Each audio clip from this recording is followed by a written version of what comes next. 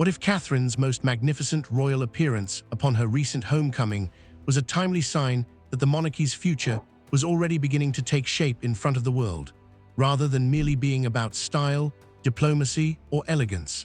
As soon as Catherine attended that royal feast wearing a tiara that had not been seen on her in more than a year, a covert message echoed through the corridors of Windsor Castle. Moreover, royal observers asserted that it was unrelated to grace, style, or even diplomacy. There was a problem with power, the kind of force that softly walks into a place, settles in, and suddenly changes the atmosphere without saying anything. And many wondered whether a new era of the monarchy had already begun while the world was distracted by the subsequent events. This was, of course, a huge shock, and William and I have been making every effort to handle it discreetly for the sake of our small family. For months, there have been concerns regarding Catherine's future. After her shocking cancer diagnosis and protracted absence from public life, nobody quite knew what her return would mean. The palace remained cautious. The media and the general people remained emotionally invested. Some anticipated a gradual reintroduction.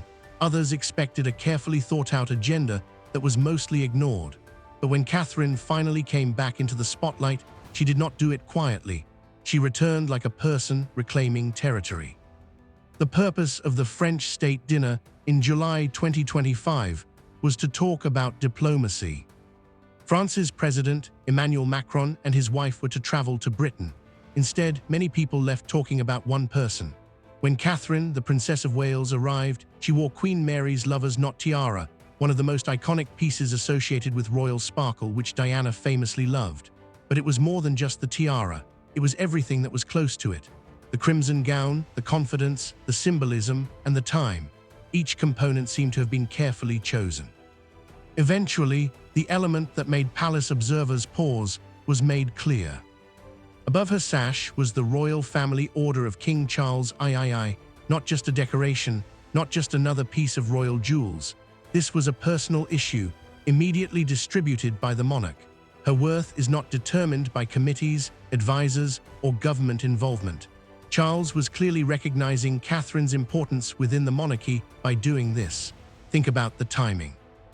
After one of the most difficult years of her life, months of public concern, and never-ending speculation, Catherine made the decision to disclose the king's family order during her first major state dinner appearance in years.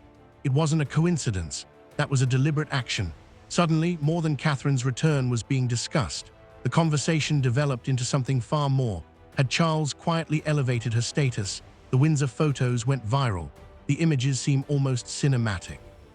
As Catherine stood by William, her tiara sparkling in the lights, everyone could see the familial order. Royal pundits immediately saw that she was not behaving as though she was easing back into public life. She seemed to be preparing for what lay ahead. Moreover, the most interesting item wasn't always what individuals said.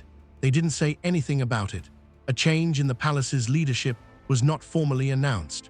No statements were made on succession optics. Nobody was able to confirm anything. However, the pictures seem to tell a story of their own. Sometimes royal messages are sent through speeches. At other times, they are expressed through carefully chosen jewelry, sitting arrangements, and photographs.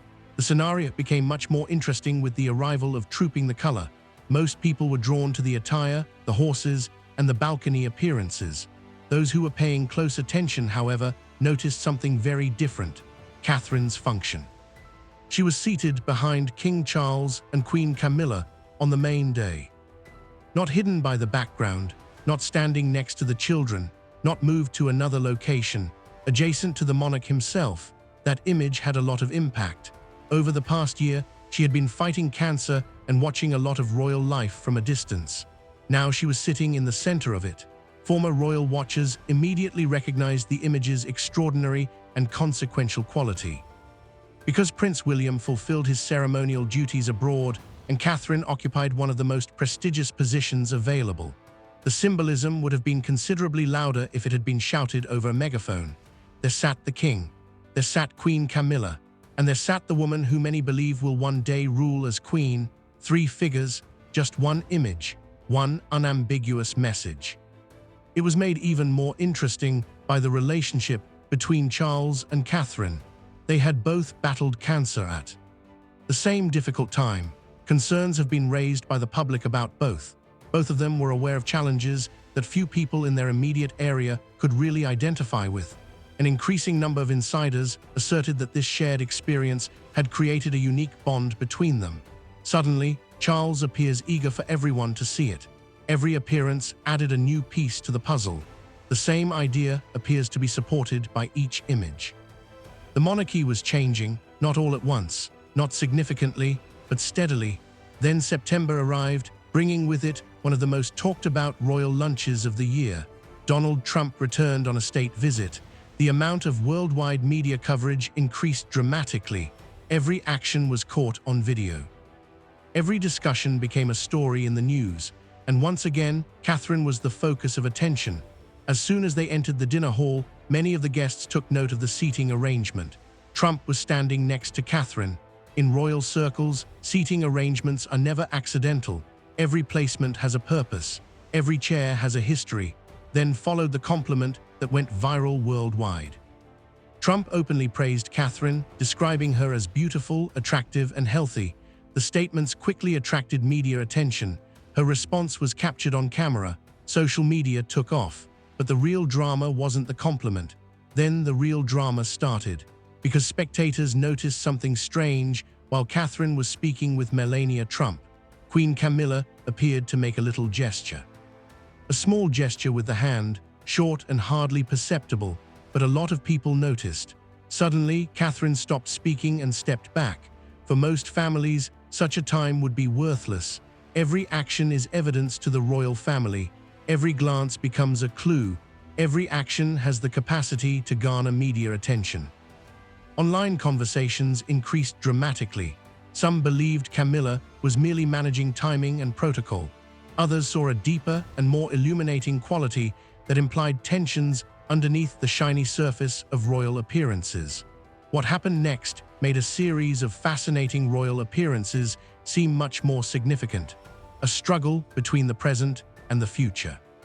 By December 2025, when the German state banquet arrived, Catherine was no longer being discussed as a princess recovering from a difficult year.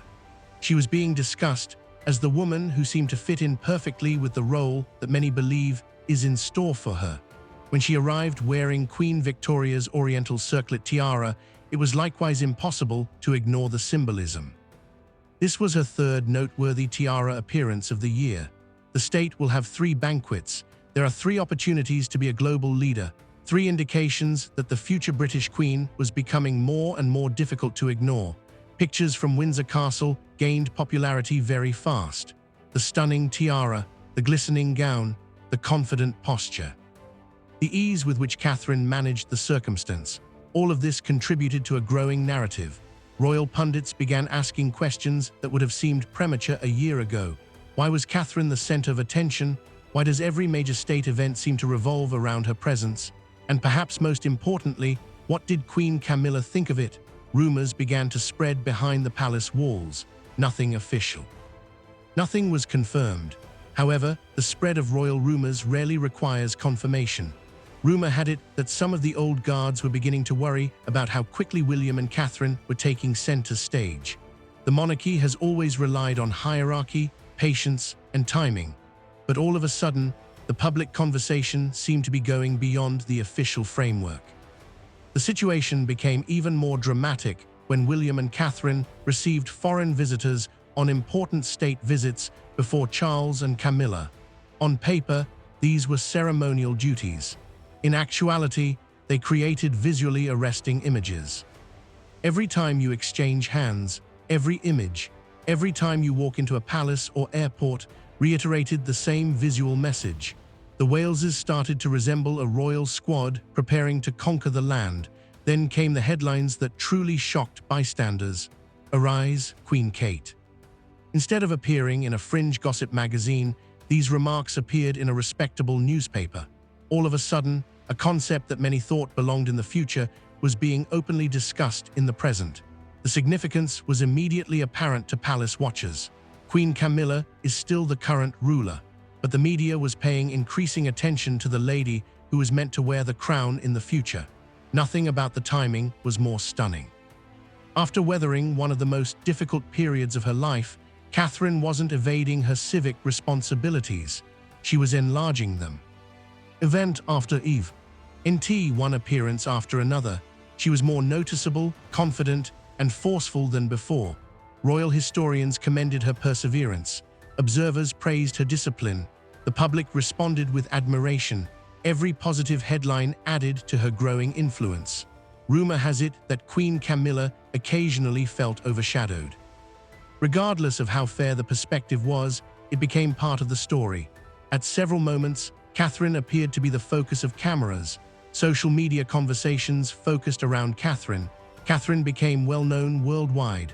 The future was greeted with greater enthusiasm than the present, and friction was unavoidably the result. Not always hostility, not a face-to-face exchange. But there's a natural tension as one era fades and another emerges. Then came the Christmas season. King Charles and Queen Camilla did not attend Catherine's together at Christmas concert. Official explanations emphasized giving her the spotlight. Royal observers, however, felt differently about the absence. They interpreted it as only another sign that Catherine no longer required strong allies to support her. She could manage a major royal event on her own. And that may be the most important finding of all. The true tale was never a hand gesture. There was never a problem with a seating chart. It was never related to a tiara. The real story was about transformation, a monarchy that is progressively evolving in public. A king has faith in the woman who will succeed his son to the throne, a princess who will eventually become queen, and a queen consort who is aware that history is one-sided. Perhaps Camilla's most unexpected move was to move forward. Perhaps it was a step back, not significantly, not in public, but subtly shifting the focus to areas where the monarchy needed it more and more. Because when historians look back on this period in the future, they may not remember the speeches and formal declarations. They may remember the images, dinners hosted by the government. The arrangement of the seats, the little movements. These instances have profound significance despite their seeming insignificance at the time. If anything, those instances demonstrated that the monarchy was preparing for its next stage. The heads of the crown remain the same.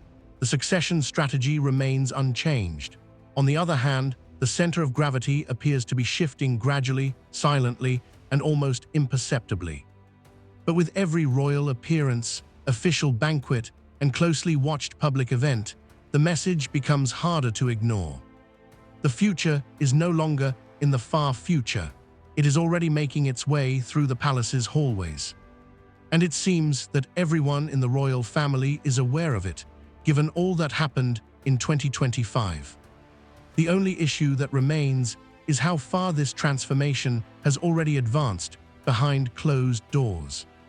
And what will happen in the future?